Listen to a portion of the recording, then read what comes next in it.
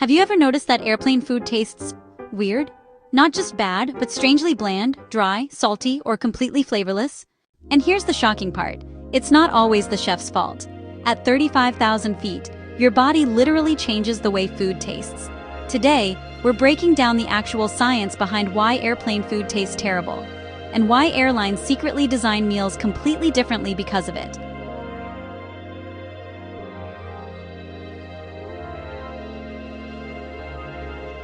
The moment a plane reaches cruising altitude, the cabin environment starts affecting your senses. Even though the cabin is pressurized, it's still similar to being thousands of feet above sea level, and that changes your body fast. Research has shown that high altitude and dry cabin air can reduce your ability to taste sweet and salty foods by up to 30%. That means foods that taste normal on the ground suddenly become dull and flavorless in the air. Your tongue isn't broken. Your brain is just receiving weaker flavor signals.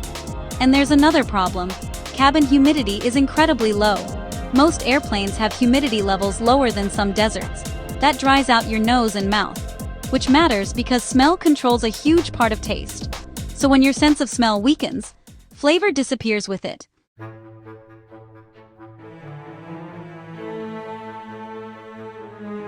Here's where things get strange. A lot of people who never drink tomato juice on the ground suddenly crave it on airplanes. Why? Because altitude changes how your brain experiences flavor balance. Scientists discovered that the loud noise inside airplane cabins suppresses sweet flavors even more, while boosting something called umami.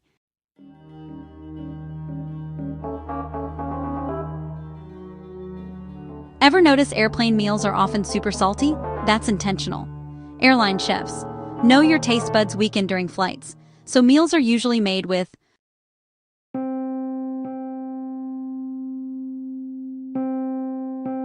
Your environment changes taste too. Think about it. You're cramped into a small seat. There's engine noise everywhere. You may be stressed, dehydrated, anxious, jet-lagged, or tired. All of that affects how your brain experiences food. Studies show that stress and exhaustion can dull flavor perception and reduce enjoyment while eating. So sometimes the food isn't objectively terrible. Your brain just isn't in enjoyment mode.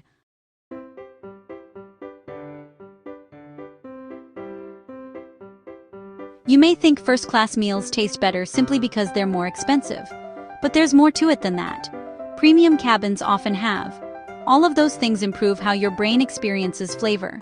Presentation matters more than most people realize. The same food served beautifully can literally taste better psychologically. So part of first-class dining isn't just better food, it's better sensory conditions. Most airplane food is cooked on the ground hours before the flight. Then it gets cooled, stored, transported, reheated, and served later. That process destroys texture. Crispy foods become soggy. Meat dries out.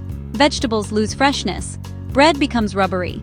So even if the original meal tasted amazing, by the time it reaches your tray table, it's fighting against physics, altitude, dry air, noise, and reheating. That's why tomato juice suddenly tastes smoother, richer, and more satisfying in the air. Some airlines even design meals specifically around strong umami flavors because they survive altitude better. So yes, the airplane is literally changing your brain's flavor perception in real time.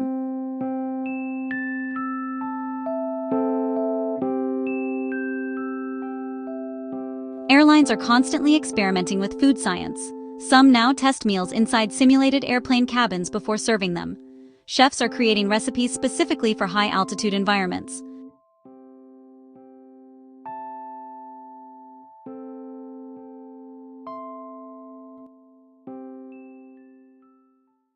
Some airlines are even working with scientists to engineer meals that taste better under cabin pressure.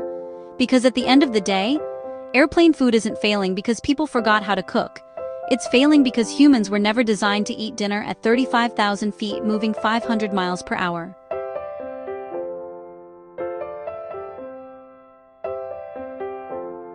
So the next time your airplane meal tastes bland or strange, remember, it's not just the food. Your taste buds, nose, brain, altitude, cabin pressure, humidity, stress, and even engine noise are all working against it.